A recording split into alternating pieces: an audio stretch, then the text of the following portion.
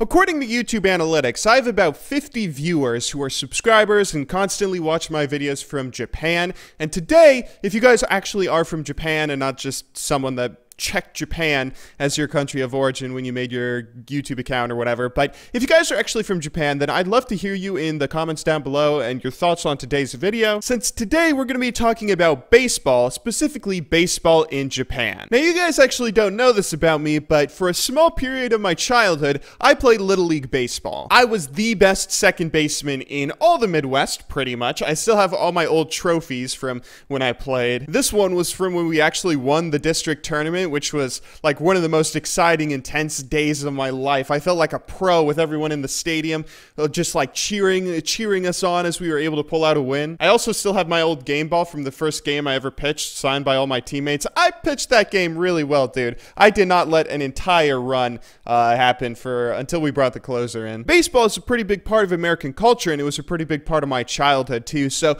I was actually really surprised when I grew up and got into my teens and started learning a bit more about international sports to find out that it was also the biggest sport in Japan. According to Wikipedia, it was introduced to Japan by an American English teacher named Horace Wilson in 1872, and since then it's just exploded in popularity. Supposedly it's so popular that many Japanese fans are really surprised to hear that most Americans consider it our national sport too. It's fascinating how imbued it is into their culture. Like during the Japanese internment of World War II, there were a bunch of Japanese Americans who considered baseball this saving grace for them, and like got them through the tough times. They built all these baseball diamonds in the internment camps. Oh, you're going down, bitch. See, the reason I find this so cool is because the East and West have always been so different from each other, right? You compare the differences between North America and South America to somewhere like Europe, and you know, our cultures are super similar. Whatever differences there are have been made up over the past few hundred years. And even then, our cultures are so similar that if something like gets popular in one area, then it can very easily spread to the other.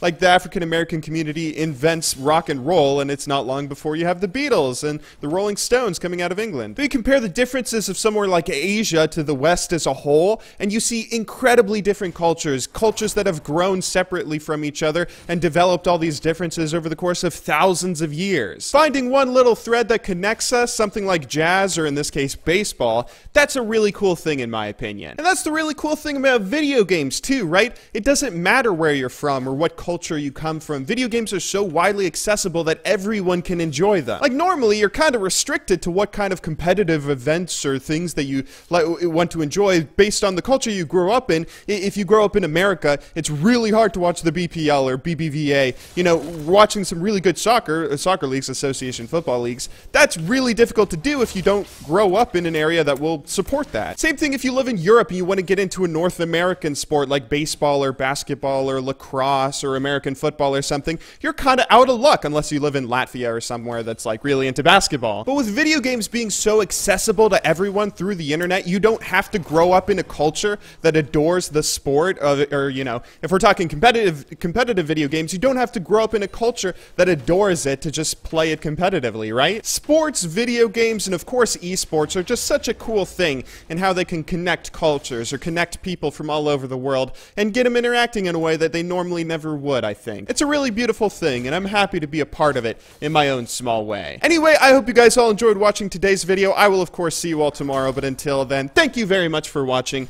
Good luck in solo queue, and have a wonderful day.